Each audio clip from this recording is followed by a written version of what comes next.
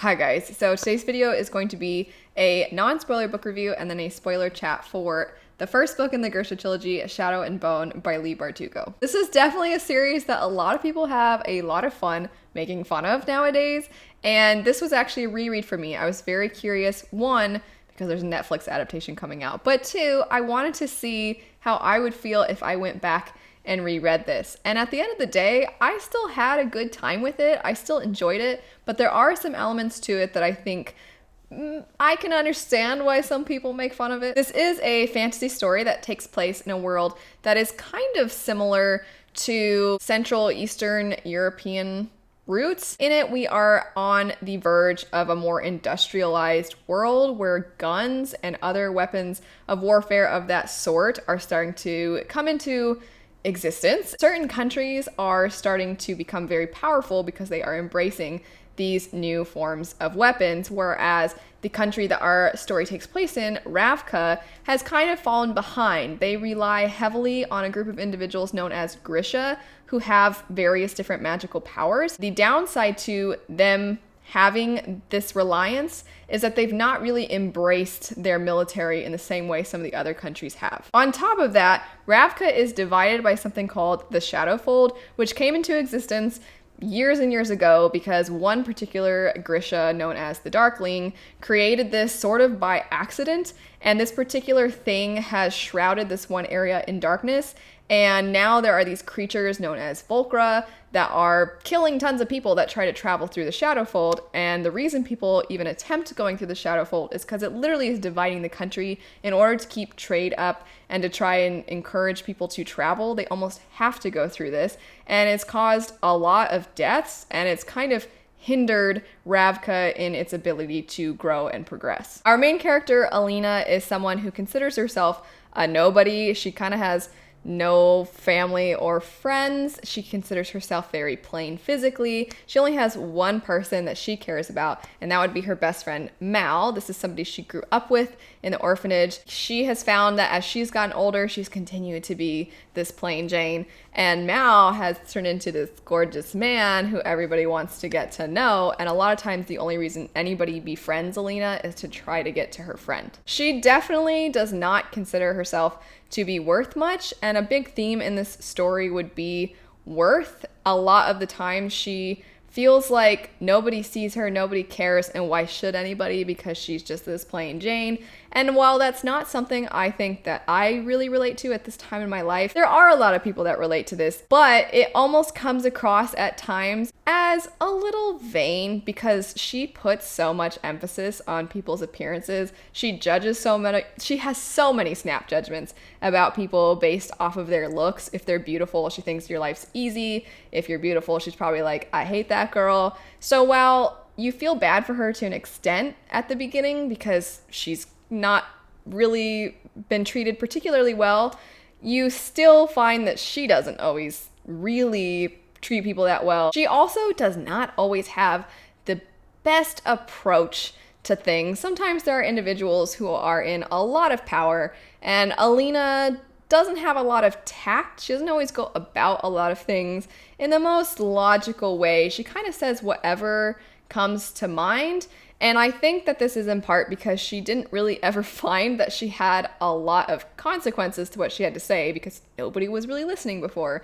But as the story starts, you find out that Alina may actually have some powers that could help get rid of the Shadowfold in Ravka. So she goes from being this nobody to being one of the most important people in their entire country, and also somebody that their enemies want to kill because they don't want Ravka's Shadowfold to go away. Their enemies, they want this to continue to hinder Ravka. So she went from nobody caring about her to all of a sudden people thinking that she is this holy religious figure. So it's chosen one, it's special snowflake, it's plain Jane. There's a lot of things that a lot of people have come to kind of tire of that the Grisha Trilogy definitely has. I don't personally think there's anything wrong with any of those tropes. It's just that in combination, a lot of times people have seen them and sometimes it can feel a little bit like a cliche. Also, Alina at times can be pretty annoying and she can sometimes be a little dumb. But I do appreciate that throughout this first book, I don't really remember the next two that well, but but at least within this first book, Alina does grow throughout the story. She definitely matures. She definitely starts to realize that her actions have consequences. So I don't mind for myself reading about a character who might be a little bit at the beginning, so long as I see them becoming a better person, or at least maturing in some way throughout the story. Before I get into the spoiler section, I do want to touch on something that I see people say a lot and just kind of give my 2 cents. And that would be people saying that because this is one of Leigh Bardugo's earlier works, a lot of times people say, yeah, she wasn't very good before, but she definitely gets better and she's gotten better. And I'm not saying that Leigh Bardugo hasn't gotten better as an author. I would hope a lot of authors continue to get better as they write more. But I don't think that she was terrible in this book. I definitely think this is a more youthful story as far as its themes, as far as who its target audience is, and I definitely think it leans on the younger side of young adult.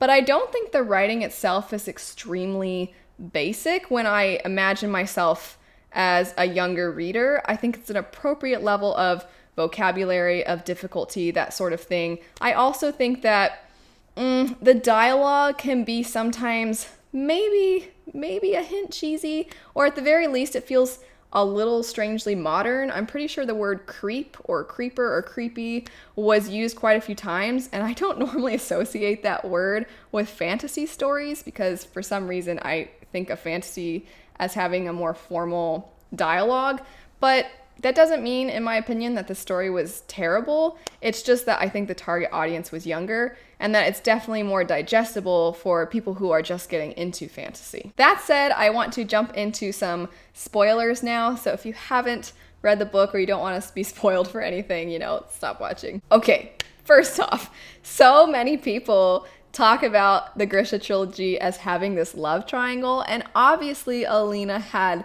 some feelings that were evoked when the Darkling showed interest in her, but not once, not the first time I read this or this time as a reread, did I actually think of the Darkling as a love interest.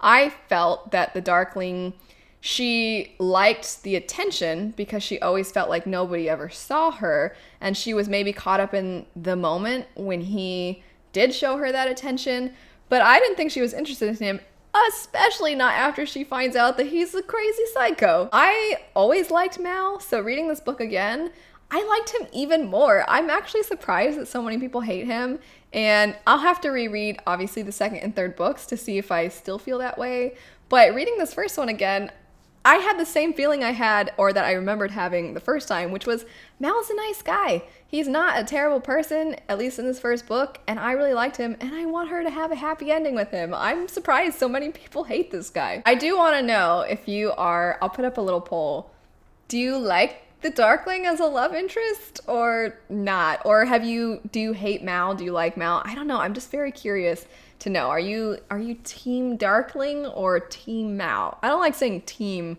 but because I don't think of the Darkling as a potential love interest. There was one thing toward the end of the book that I do wish would have maybe gone differently, and that's when she has the collar as an amplifier, and then the Darkling's like, I'm gonna kill that whole little village of people. And you're like, dude, what? That's so messed up. And then she's like, no, why? I wish he wasn't using me. And she's like she has all this epiphany about to happen about the stag.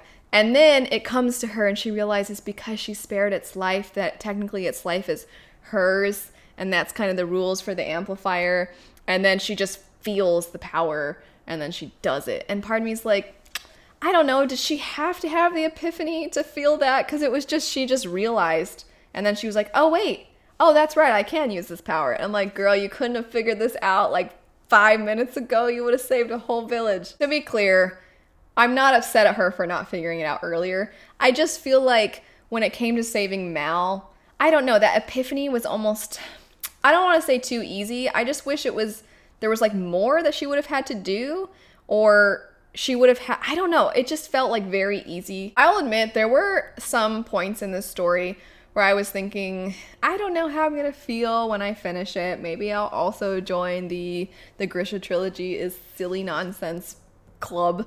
But by the end, I liked it, and I liked it a large part of that due to Alina's growth.